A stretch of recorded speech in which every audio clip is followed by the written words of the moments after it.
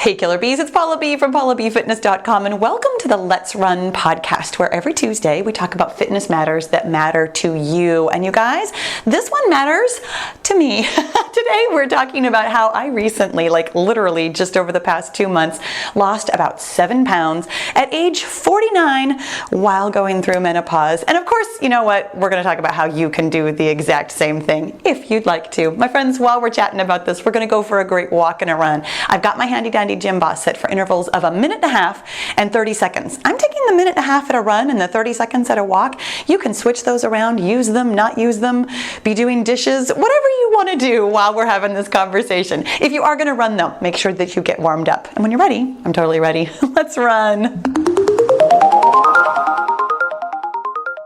And you guys, today I actually mean that literally. I have the long interval first. So if you're using the long intervals for walking, please go ahead and walk. But if you're using the long intervals for running like I am, let's run, you guys. Okay, you guys, can I tell you something? I'm going to tell you anyways. I don't know why I asked that as a question. I have been dreaming of this podcast for months.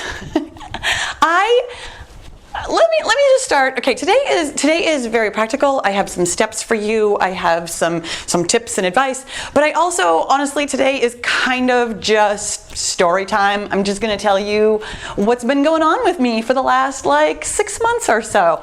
When last we left off with my weight loss and weight gain and weight story. If you have not listened to that podcast, I made an entire podcast about how I'm dealing with weight gain. I strongly suggest that you go listen to it just because, it's another great workout. It kind of gives you a more detailed background of where I've been with my weight and my thought process and all that kind of good stuff. But the really quick, brief story of it is this. About 2 years ago, everything in my life fell apart, frankly. My sister got sick and died. I was really in the throes of perimenopause. I mean, it was hitting me in the face like a shovel. My babies both grew up and went away to college. I had an empty nest for a very short amount of time. And then they both came home because they were dealing with a lot of grief and early life crises and stuff. And then I just had a lot of stress and pressure mentally, and I was trying to deal with that by training for ultra marathons, which at the time honestly was a good way to go and gave me something to focus on that wasn't my weight, that wasn't my grief, that wasn't what in the world I'm doing with my life at age 48. But over the course of the last year or so, after I had put on some weight and was just trying to figure out how I felt about that, the crux of what that other podcast was basically I was really okay with my weight. And I mean that truly. I meant it at the time. I still mean it now. Where I was absolutely 100% incapable of caring about my weight in a way that was going to change it. And so where I was dealing with my circumstances, thinking about what I wanted to do with my fitness, which was run ultra marathons. I ran 110K a year ago. Which, yes, oh my God, was a year ago. Isn't that crazy? I don't know how another year has passed, but it has. But I had a bigger fish to fry, was the way I phrased it at the time, and the way I still think about it. That's what was on my mind. And then something happened. Something happened about, let's see, what is it? It's late October right now. By the time you see this, I think it might still be late October, it might be early November. But something happened about 4 months ago. I was training for a 50-mile race that I ran in August. And I was, still really just laser focused on wanting to run long distances and wanting, that to be my focus and my fitness. But then, almost overnight, I completely lost my running mojo. And I don't know what happened. This is something that I'm still kind of timing wise, it worked out for me. I was really happy with the way this all came down. But at the time, it was like, okay, I'm, a month, maybe 6 weeks out from a really big race, a 50-mile race, and I don't care.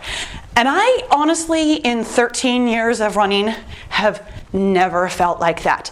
I have been really close to burnout before. I've teetered on the edge of feeling like, hey, I could probably use a break here pretty soon. But I was at the edge of the abyss, just wheeling my arms, trying to stay on top of the cliff instead of falling down it. I think I managed to keep my footing, but honestly, after that 50-mile race, I didn't care at all.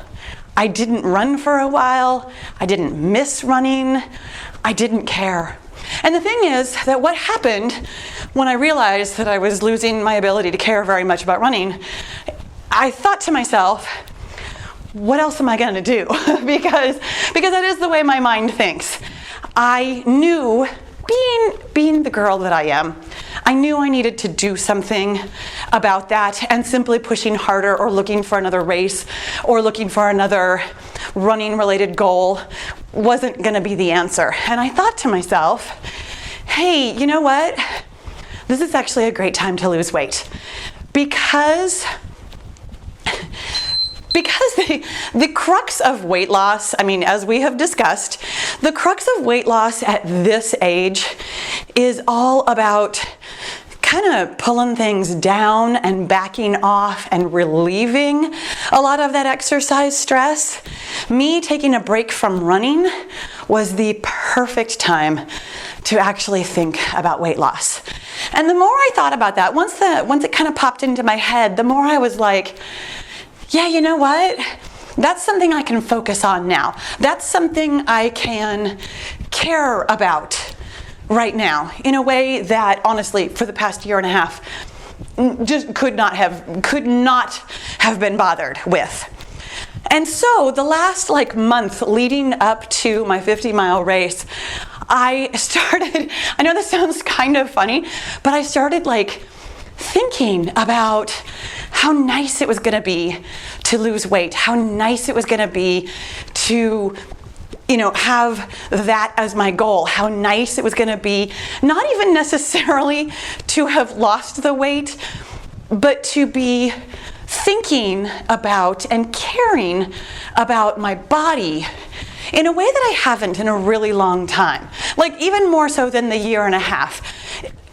I haven't cared about my weight since the last time I lost weight, 14 years ago, 13 years ago, whatever that was. I weigh what I weigh, and I don't really think about it all that much. I thought about it a little bit as I was gaining, and it bothered me a little bit until I realized that it was going to be what it was going to be, and therefore I shouldn't let it bother me. And it didn't bother me so much as I was excited at the opportunity to get it back under control, to bring it back to a number that I felt more comfortable with, that I felt more confident with. And so in that last month leading up to the race, which was in mid-August, I spent a lot of time thinking about making this podcast. I spent a lot of time thinking about what it was going to feel like to have successfully lost weight and to tell you about it. Isn't that super funny? And we're going to come back to that point a little bit later in this podcast, but I want to tell you that element is pretty critical. Not that you want to tell your podcast audience about losing weight, but that feeling of knowing what you're going to feel like when you've accomplished your weight loss goal, it was really important.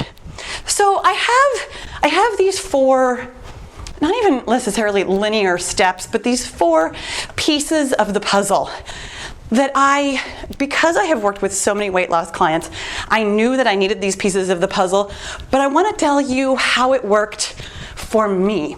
Because sometimes I tell you this stuff, and I don't necessarily have like super concrete examples because it's been a while since I've lost weight, that this being so recent, and frankly, I'm not in my 30s anymore. I am absolutely in the thick of menopause. And just as a quick warning, we are going to get into like a TMI section. I will give you warning if you would like to skip over that part, but we are going to talk about how menopause absolutely impacts weight loss, and mine specifically. But so these four little pieces of wisdom, these four little nuggets, if you will. These are pieces of your puzzle that I find to be completely essential. You can't skip any of these parts if you are going to be successful with your weight loss at truly any age, but kind of specifically near about this age. Here's the long and the short of weight loss during or after menopause. Your whole life, you've had a certain amount of estrogen and progesterone and testosterone and all those kinds of hormones. They have run your cycles for your whole life. I mean, basically, most of your life. And now, those hormone levels either are changing or already have changed, depending on where you are in your perimenopause, menopause journey. But here's the critical thing that happens when we start hitting perimenopause for sure, but in the thick of menopause and definitely afterwards. Estrogen declines rather sharply. We have spent most of our lives having plenty of estrogen to make everything work the way it's supposed to work. To be young and healthy and plump. And I was pointing to my lips actually, thinking about my face and how it used to be so soft, and how, my cheekbones have some hollows now that they didn't used to have, and all those kinds of things. We had a softness about us that was supplied by estrogen. And now that we have less estrogen, we have less of that softness, that plumpness. We also, my friends, have less ability to clear stress from our lives. The incredibly, there's way more to it, but here's what you need to know. The reason we put on belly fat during and after menopause is because that is a classic sign of stress. It's cortisol. Estrogen used to, when we had plenty of it, remove cortisol from our bodies. Now, obviously, some of us have had, stresses in our lives where we have put on that belly fat at other ages. But generally speaking, around this age, most women start to collect belly fat because we're not clearing away the cortisol. When you have an excess of cortisol, which is any kind of stress, mental stress, physical stress, really those are the two kinds, but mental stress and physical stress, your body releases cortisol. Cortisol is supposed to send all kinds of different signals to your body that helps you deal with the stress. But when you don't have the estrogen to clear that cortisol out, your body thinks it's still stressed. And when your body thinks it's stressed, it stores fat. Way back in the day when we were cave people, the only stress there ever was famine. The only time we ever felt stressed was when there was nothing to eat. That's why your body stored fat. It stored energy for later. Fat is energy. But nowadays, we have lots of other reasons to be stressed.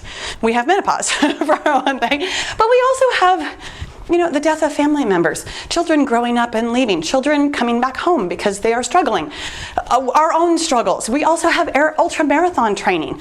There's all kinds of stress that you might be having in your life that your body used to be able to handle just fine when it had more estrogen. And now, when we don't have as much, well, here comes belly fat. Here comes midlife fat. Here comes the middle-aged spread, as they say. So thing number one that I had to do, and this isn't entirely related to what we were just talking about. I'm coming back to my list of 4 things that I had to do.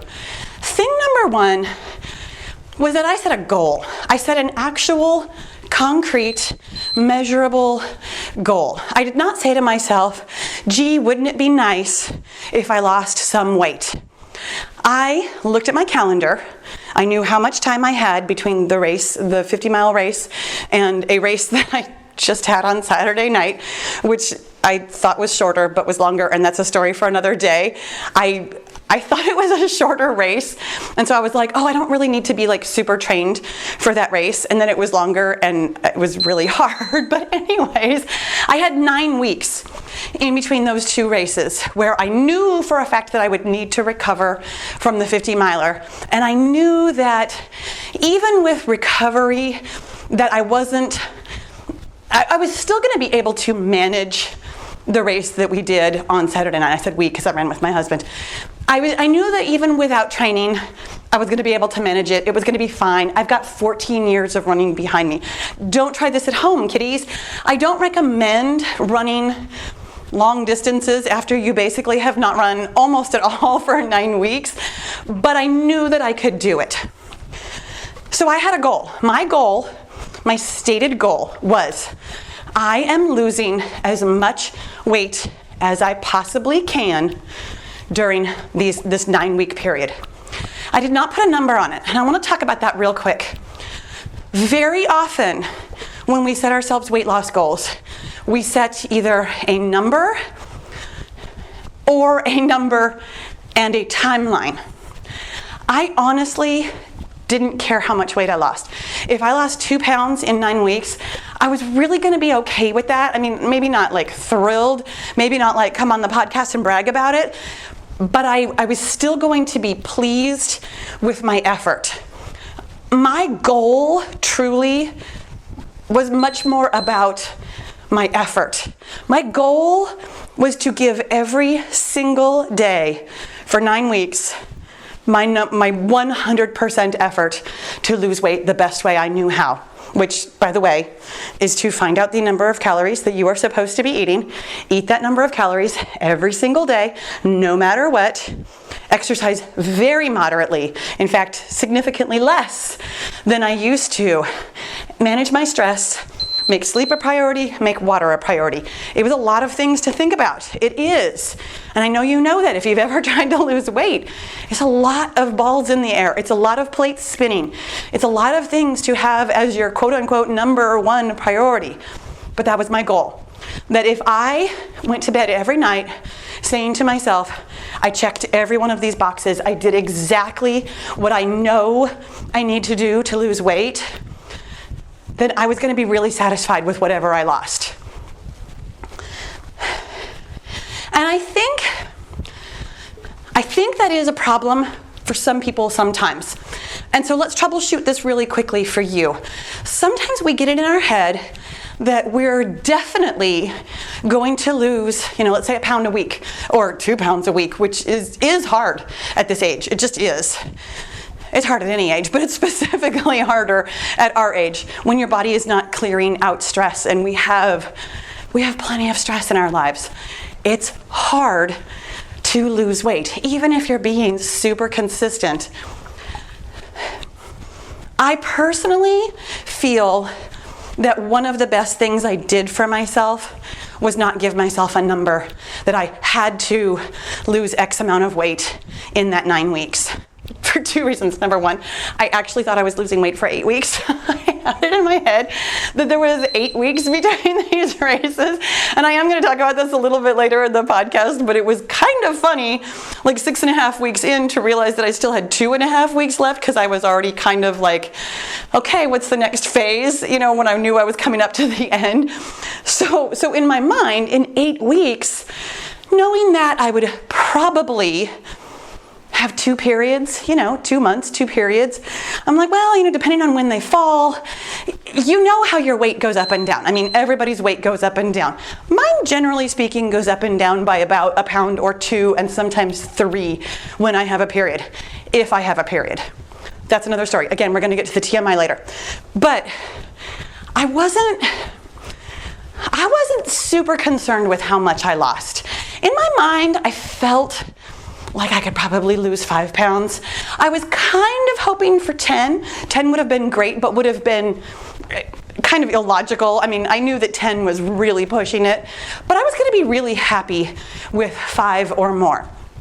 I ended up losing 7, like 7.5. And I'm sitting now, because officially finished losing weight on Saturday morning, and I'm sitting now at about a 5.5 pound loss. There's another reason for that, which, you know what, I'm gonna tell you that right now. I've just told you I'm gonna tell you this like later 3 times in a row.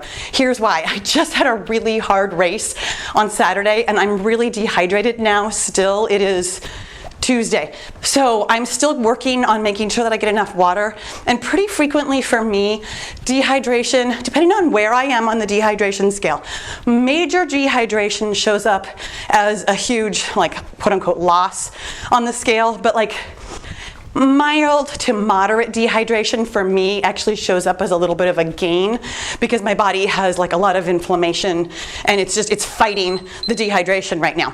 So how much did I lose exactly? Somewhere between 5 and 7 pounds, more or less. My weight is going to change again. It always does. I'm not super concerned about one number saying this is exactly how much I weigh. I'm far happier knowing that my range of, okay, if I, lose 1.5 pounds or gain 1.5 pounds, that this is where I am, instead of when I was up here and my 1.5 pounds either direction was a higher number. I think that was all I had to say about having a goal. I'm trying to remember now.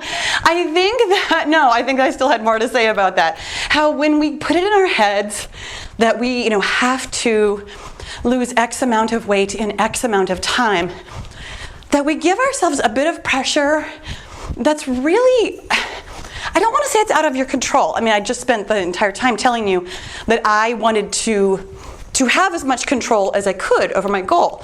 You will find, though, as we get further into this story, that me being 100% consistent had almost nothing to do with the results that I saw on the scale. Yes, there was a downward trend. Yes, I made it down to the range that I'm looking for. But on the day-to-day, on the week-to-week, my effort had nothing to do with my losses. And I knew that going in, that sometimes your body, for lots of reasons, dehydration, periods, salt, stress, lots of reasons, might not show the numbers that you're looking for on the day that you're looking for them. So, nugget number 2, I had a plan. Now, again, coming back to this, I had about a month to 6 weeks before my race where I was still training to run 50 miles. I was training with zero love in my heart, but I was still training for this race. So there was nothing that I could implement right away. I still had to be eating, I still had to be fueling, I still had to be thinking like an ultramarathoner, even though, again, deep in my heart, I didn't really feel like one. But it gave me lots of time to plan. Now, I know for a fact that the number one thing that drives weight loss is consistency of your calories in. So the whole time when I was training and getting ready for this race, I was really prepping what I was gonna do for those, what I thought was 8 weeks, ended up being 9 weeks of weight loss. What exactly was I going to eat?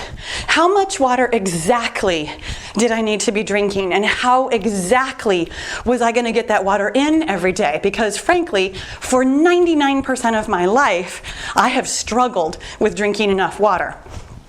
How exactly was I going to get to sleep every night and make sure that it was between 7 and 8 hours of good quality sleep? How exactly was I going to manage my stress? Which frankly, for at least, specifically the last 1.5 years, but really for the last 7 years since I've been in business for myself, the stress has just kind of ratcheted up. I mean, if you've ever worked for yourself, it's all on you. I mean, for me, it's all on me. I am a solopreneur that if I don't get something done, it doesn't get done.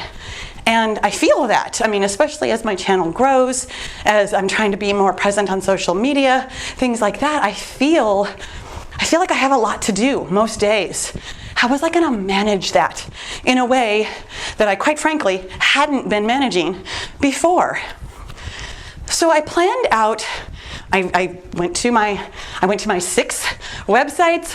I put in my information about how old I am, how much I weigh. I exercise moderately. boom, here comes the number that they think that I should be eating for calories per day for weight loss. Got 6 wildly different numbers, as one does. I added them all together, I divided by 6 to get the average, and I came up with a number of calories that seemed very reasonable to me based on my experience. It was low based on me being an ultramarathoner, but it was also, when I calculated out, okay, this is what I normally have for breakfast, this is what I normally have for lunch, this is about what I normally have for dinner, how does this actually fit in calorie-wise? It fit in. It was reasonable, it was manageable. I had to take a couple of things out.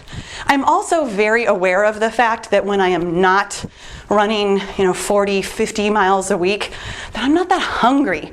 I knew if I gave it a chance to settle out and I truly exercised moderately, that I wasn't going to be super hungry with that number of calories. That was the other thing that I had to plan out. How am I going to exercise moderately? I literally exercise for a living. I have a really quick aside here. This is something, it's a digression. I apologize. I'm still going to throw it out here. Somebody said to me nicely, lovingly, but it hit me in a way that I feel like it's something that needs to be addressed. Yes, I am a fitness professional, but losing weight isn't easy for me. And those are air quotes there because I am directly quoting something that somebody said to me. It's not easy for me because I'm a fitness professional. In fact, in some ways, it was a little bit harder because I literally do this for a living, and I know that you guys like some vigorous workouts, some gentle workouts. I am constantly on an up and down kind of roller coaster of offering different kinds of workouts, plus doing my own running training. I had to cut way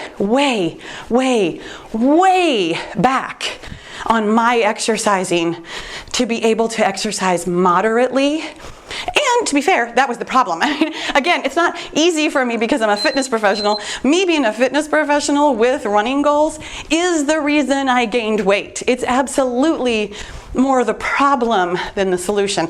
But the reason I bring it up is because I feel that we all do this sometimes, and hearing it in this particular situation just made me really sensitive to when we say something like that to somebody else, like, oh, it must be easy for you, you're a fitness professional. We're negating somebody else's efforts when we say that, and that's never nice. Honestly, that's never a nice thing to say to somebody.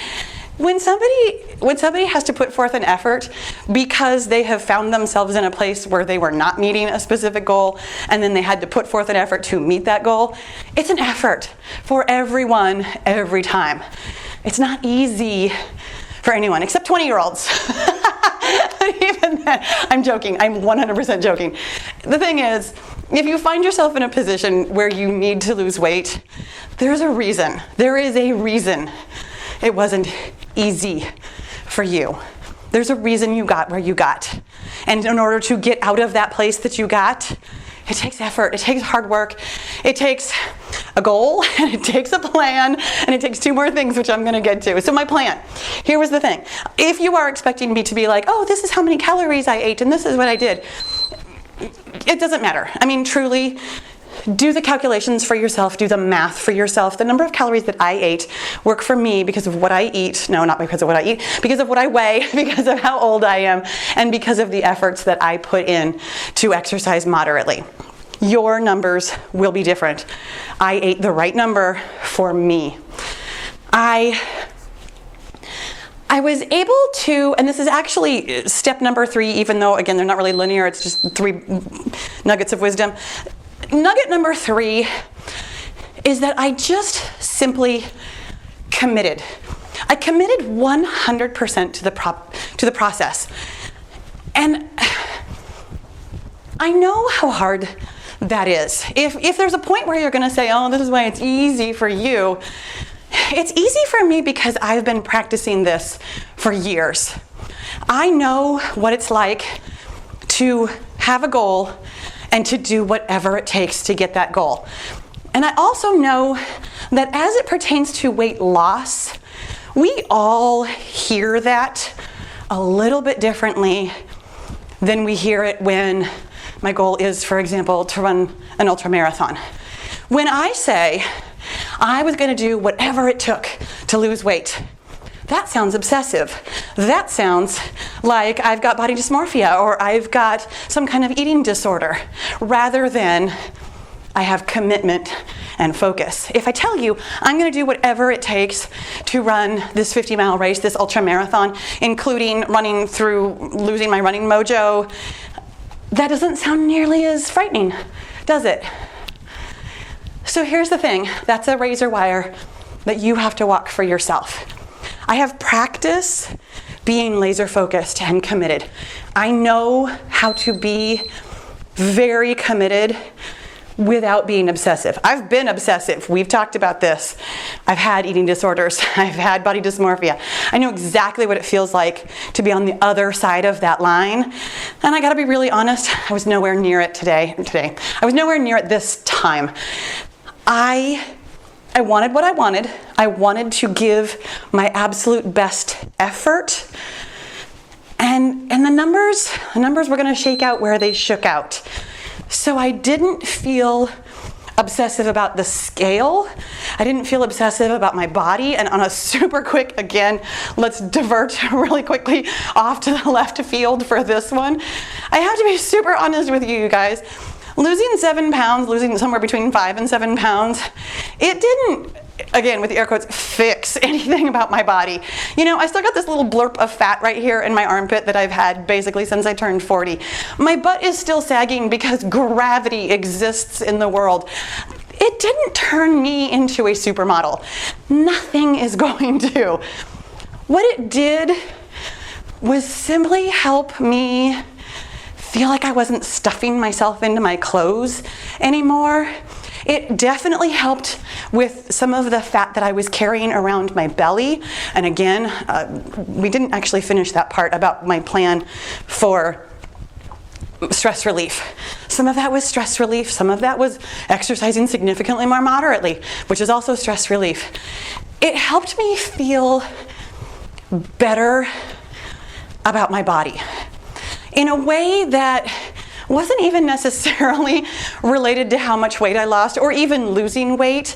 It was the process of committing and following through and making a promise to myself, and frankly, losing weight out of love. I love my body at any weight, but I loved my body enough to want to feel comfortable in my skin again, where I had gotten right up to that point that I didn't always feel comfortable. Yeah, I had other goals that helped me not think about not being comfortable, but there was a lot of times when I got in front of the camera the last 18 months where I knew that I was standing a certain way, and I'm putting my arm in front of my waist because I was trying to camouflage how that felt.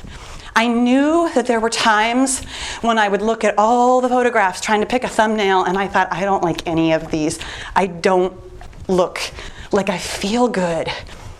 That's what I wanted for myself.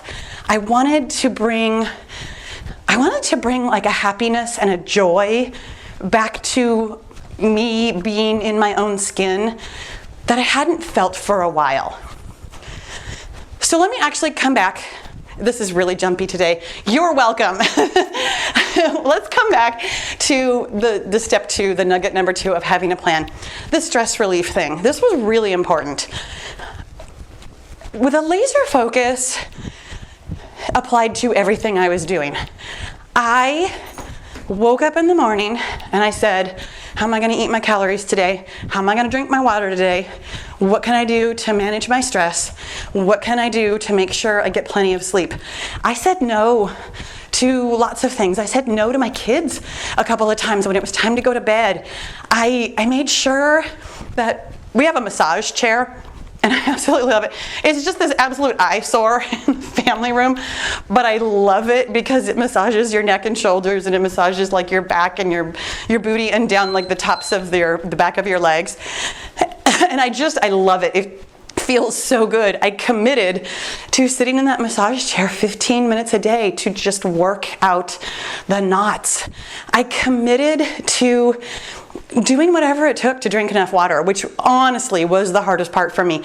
There were times when I was drinking 25 ounces of water right before I went to bed, knowing that I would be awake several times in the night, but then still committing to making sure that I got 8 hours of sleep, even with getting up 4 times to pee. I just made it happen. And that is the thing where I was going with this. That was easier for me because I have 13 years of setting goals experience. You know, when I first started running and setting goals for myself, I used to set goals and not follow through on them all the time. And then I practiced a little bit at a time, setting goals, following through, setting goals, following through. If this is the first time that you are really, really, really working on following through and trusting yourself, it's going to take time. This was easier for me because I have 13 years of experience with this. And frankly, about 8 of those years was experience/failure at meeting my own expectations for myself.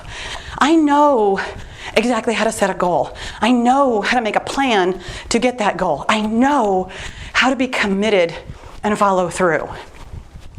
The other thing that I know how to do, and this was super surprising for me, this is where we start getting a little bit personal. Number 4 nugget of wisdom. I managed my mind. I knew I was going to have to. I know so much of weight loss is all in your head. The way we think about food, the way we think about our weight, the way we think about our bodies. So much of that baggage, though, I worked through a long time ago. I have a lot of sympathy/empathy for you wherever you are on your weight loss journey with all the crap that comes up when you first start losing weight, or you've been successful for a while, or you've finished losing weight and you're trying not to be obsessive or focus about your weight anymore. I've been through all that.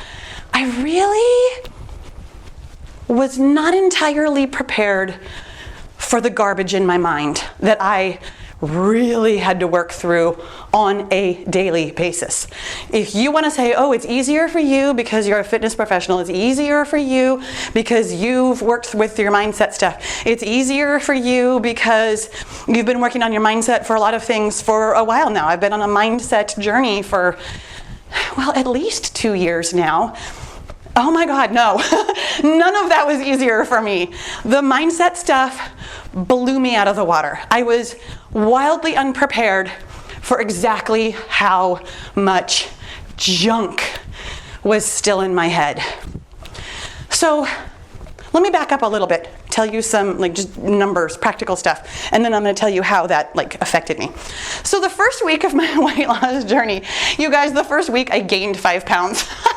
And the thing is, I knew that was coming. This is where I was going with being dehydrated. So I had just run 50 miles. It was the hardest thing I've ever done. And I've run further, but that was hard. It was hard because I was mentally not really in the game. It was hard because, oh my God, it was hard for a lot of reasons. It was hard for a lot of reasons, and I'm actually going to circle back around to that race here in a little bit when I talk more about mindset while I was losing weight. Anyways, it was hard. It was super hard, and I was super dehydrated. I had gotten myself in a position where I was super sick during the race. I was doing my best to hydrate and fuel, and I ended up walking a lot of that race. It was hard. It was hard on my body. It was hard on my mind. It was hard. So starting my weight loss journey, not the next day. I gave myself Sunday completely off to do, just whatever, drink water, eat whatever. And then on Monday morning, I started my weight loss journey. And so on Monday morning, I was actually 4 pounds down from where I knew my weight had been just, the day before the race. So I'm like, okay, well, it certainly wasn't that easy to get started on this weight loss journey. So the first 5 days, I gained 5 pounds.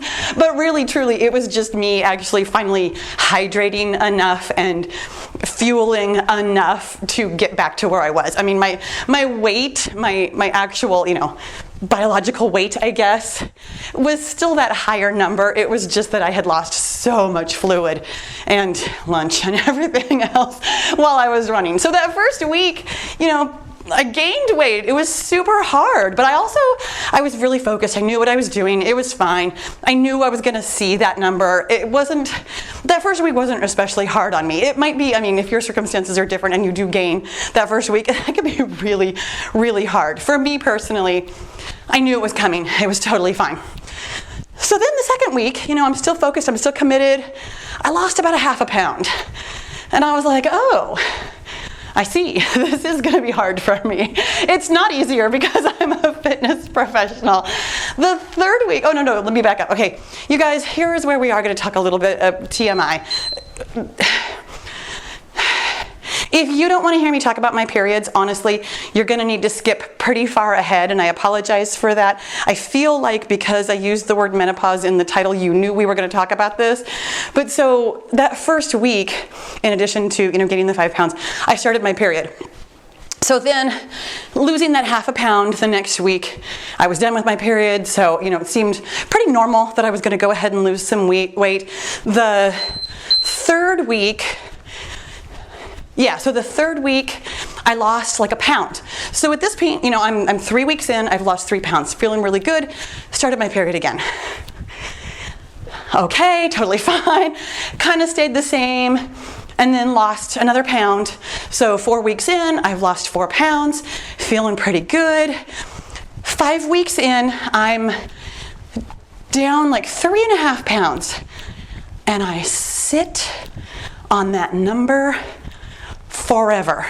Started my period again. Yes, for those of you keeping track, let me just tell you this. In 9 weeks, I had 4 periods. Yes, that's where I stand with my menopause journey right now. I'm kind of constantly on my period. Yes, I'm going to talk to my doctor about what I can do about this because it's driving me crazy. But here's what happened. For 15 days, my weight stayed the same. And it fluctuated. One day it was up 1/2 pound, and then like 3 days later it was down 1/2 pound for like 2 days. So in 15 days, 13 of those days, 12 of those days, excuse me, I'm not doing the math wrong. 12 of those days, my weight was exactly the same. And it was the weight that was up a little bit. So at that point, I had really only lost. So at this point, okay, so that's 2 weeks. What is that? At least 5.5, 6 weeks into my journey, I've only lost 2.5 pounds. And I'm just sitting on this number, sitting on it. I was pissed. I will be 100% honest. I was ready to quit. I was ready to give up. I was ready to say, I'm never going to lose weight. This sucks. Everything I'm doing is wrong. I have to exercise more. I have to eat less. Every single thing that you have ever thought when weight loss isn't going your way, trust me, I thought it. I'm a terrible person. I'll never lose weight. Maybe it's impossible to lose weight at my age. I'm doing everything wrong. It was non-stop chatter in my head. It was crazy to me how much chatter there was. It was crazy to me feeling like I needed to do more, feeling like I needed to eat less. I knew exactly what I was eating. I knew exactly how I was exercising. It was fine. So what did I do? I kept doing what I was doing. Finally, at the end of that very long 15 days, boom, down 1.5 pounds. 3 days later, boom, down another 1/2 pound. About 4 days after that, boom, down another pound. Your body is working, whether you feel it on the scale or not, my friends. This was so hard. That level of not feeling like I was doing the right thing was really awful. And yet, I managed my mindset. Every day, I took a look at my list. What am I doing? I'm managing my stress. I'm managing my water, I'm managing my calories, I'm managing my sleep. I'm doing everything I can do. Every night I lay my head down on that pillow and I have done everything I can do. The scale will follow when it follows. And it did. It totally did. So then I'd had this lovely breakthrough, and I'm about 6 weeks in at this point. And so about 6 weeks in, I've suddenly lost, really rather suddenly, lost about 3 more pounds. So again, I'm at about 6 pounds for 6 weeks.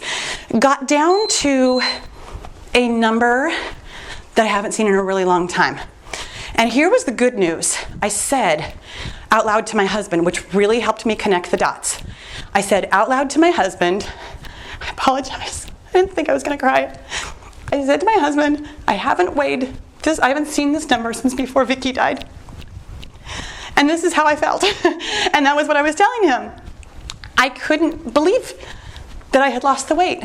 I couldn't believe that I was back in a body that I hadn't been in for 1.5 years, almost 2 years.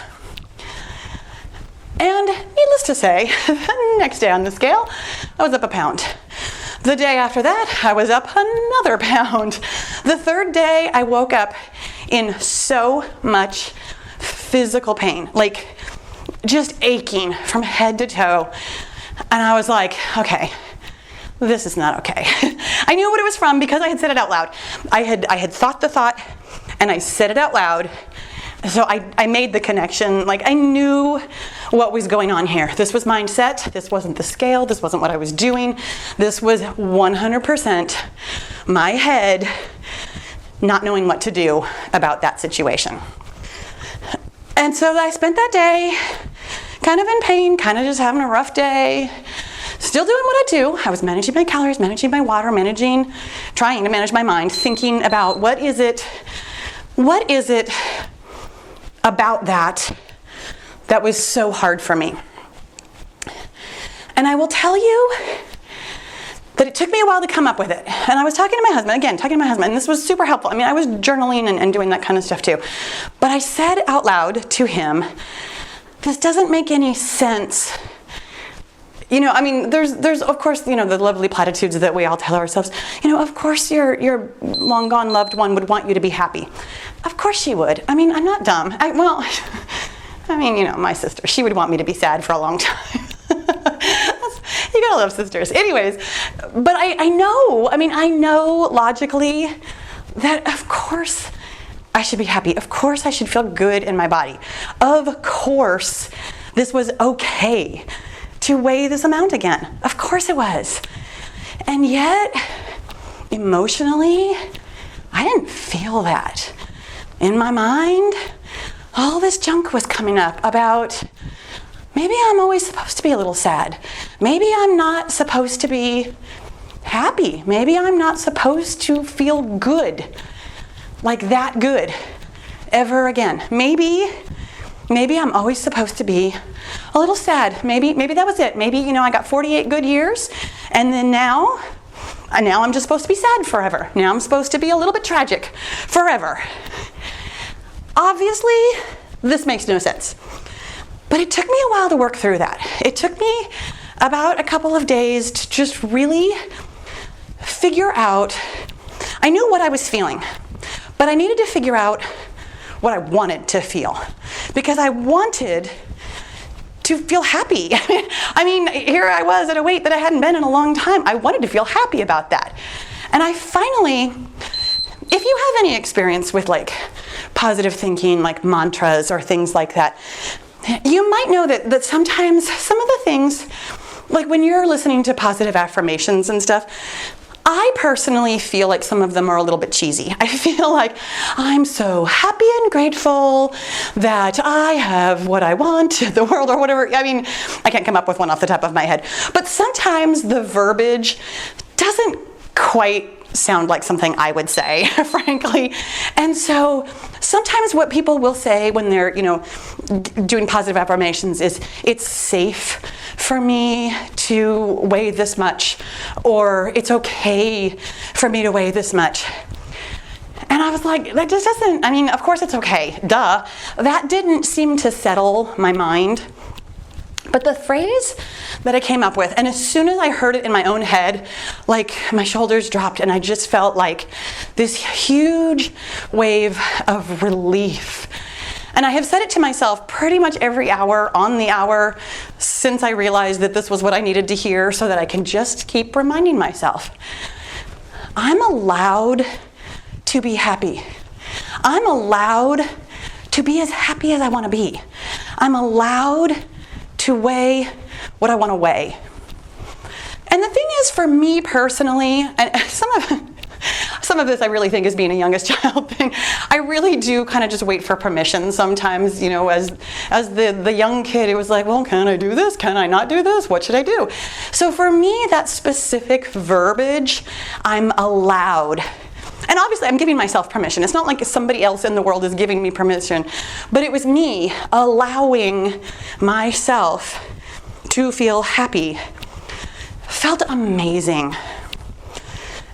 And so here's my takeaway for you. Whatever the verbiage is, find it. Because there will be something that you want to think that you're not thinking right now. There will be some block that you will run up against, and you will need to find the words in your own head that's going to either allow you to feel like you want to feel, or be safe for you to feel like you want to feel, or be happy and grateful that you feel what you want to feel. Whatever it is, find those words for yourself. Because as soon as I heard that the way that it made sense to me, not just logical sense, but the way that I felt it deep in my bones, well, needless to say, that 2.5 pounds came right back off again. I mean, not like within 24 hours, but it was another like week and a half. It came right back off. There was no need for me to be that heavier weight. As it turned out, yes, I did start my period again, but that wasn't necessarily the reason for that gain. I truly feel that particular breakthrough was really critical for me, for everything. That thought of I'm allowed to be happy changed a lot of things. It was really kind of weird when I looked back at the last year and a half and the different ways that I have struggled. I mean, obviously there's going to be struggle.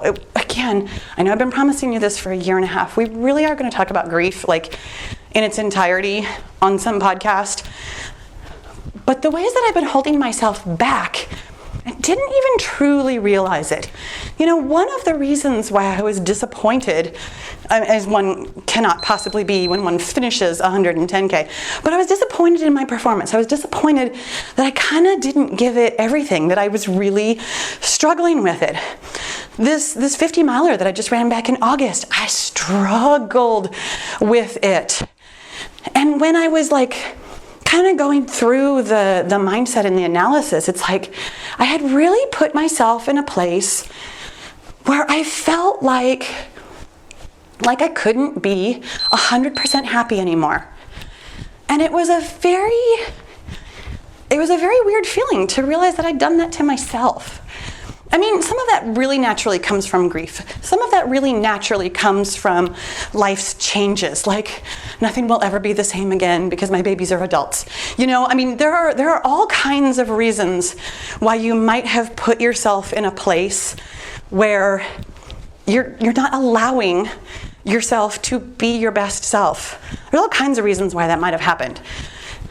And when you discover how to circumvent that and realize that you are indeed allowed to be your best self. You are indeed allowed to be as happy as you want to be, the weight you want to be. It changed for me a couple of things. And since I'm bragging like all kinds of ways today, let me tell you about this race that was the other bookend of my weight loss journey, my 9 weeks of losing weight. So again, I thought I only had 8 weeks. And at the end of this allegedly 8 weeks that was actually 9 weeks, I had what I thought was an 18-mile race. And I know that 18 miles is really long, I mean, especially if you're relatively new to running. But 18 miles is like, it was going to be hard no matter what. I knew it was going to be hard. I knew the terrain. I knew it was going to be tough. But in my mind, I was like, I could do 18 miles. Like, that's kind of like a baseline for me. Generally speaking, I feel like on any given day, I can probably run 16 miles. Like, that's kind of where I'm always sitting with my fitness, even though I had not really run much. I had run 3 miles, maybe 3, sometimes 4 times a week for the last 2 months. So yeah, I definitely lost some fitness. And I know that's a question that a lot of you might have is, did you lose fitness? Yeah, I totally did. It is what it is. I mean, I changed what I was doing. That's what happens every time you change what you're doing. We just talked about this a couple of weeks ago. What do you have to give up? I gave up some running fitness. I mean, it was fine. It turned out okay. So like literally 2 days before the race, my husband and I are talking about it, and he's like, hey, how you feeling? Because he knows that I haven't been training, and he knew that we were running together. And he was like, so they have some pretty strict time cutoffs. How are you feeling? And I'm like, well, I didn't know there were time cutoffs, and I'm not going to look at them now because that's the surest way to make myself sick. So I feel great. I feel like I can totally do this. And because I had been on this laser focus, managing my mindset journey, I knew that at the end of this weight loss, like no matter how much I lost, I knew that I wanted to feel good about running again. And having gone through that, allowing myself to be as happy as I want to be, allowing myself to be my best self, we show up at this race, which ended up being 22 and a half miles, rather significantly longer than the 18 that I had thought I was prepared for, but not prepared at all. And I ran, hands down, one of the best races I've ever run in my entire life. I felt amazing the entire time, and there were plenty of things that went wrong. I ran out of liquid 6 miles from the finish. I had enough to eat, but wasn't fueling perfectly well. But I felt competitive in a way that I haven't felt for a long time. I 100% got my running mojo back. I 100% was able to transfer my focus on weight loss to a focus on running and feeling good about running. And I allowed myself to feel a way that I love to feel. When I am running, I am competitive in real life. I mean, you know, I'm a good loser when we play board games and things like that. But when I run, I allow myself to be significantly more competitive than I would naturally be. And I am naturally very competitive. So you can imagine what that translates into. It was a night race. I spent the night chasing down other runners. I ran significantly harder than I was trained for. I felt amazing. I felt like I had given myself permission to feel a way that I haven't felt in almost 2 years. I'm allowed to be competitive, even if my sister's dead. You know? It was a revelation to me. That obviously has nothing to do with weight loss, but let's get back to that. So let me wrap this up. This is going to be my last running interval, the last long interval. I will probably be wrapping up longer than the 30 seconds just because that's what I always do. Because you know that I want to know. This was long, and this brought up a lot of stuff. There was a lot of ground to cover here today. What's your biggest takeaway if you are losing weight right now? What did this make you realize? I love to hear your aha moments because I have so many of them while I'm going about my everyday life, and I love to share them with you so that you can have them too. There are all kinds of places where we can have a conversation about this. The best one, honestly, is the Killer Beehive, which is my private Facebook group. I would love it if you would come over there, join. It's very private. What you write in there doesn't show up on your feed to any of your other friends. I'm going to go ahead and turn this off right now because I'm going to wrap this up. But it's a great place for us to really talk. Now, obviously, you can leave me a comment on YouTube if you're watching on YouTube. If you are listening to the podcast on any one of your favorite podcast platforms, which I usually do much earlier in the podcast, but you're totally welcome to find me on social. I'm on Instagram, I'm on Facebook, I'm on YouTube, obviously. Find me, and let's talk, because I would love to know what this brought up for you. Okay. That was a lot. That was awesome. Thank you so much for walking and running with me today. Wherever you are, make sure that you click the follow or subscribe so that we can talk again next week. And I'll see you then.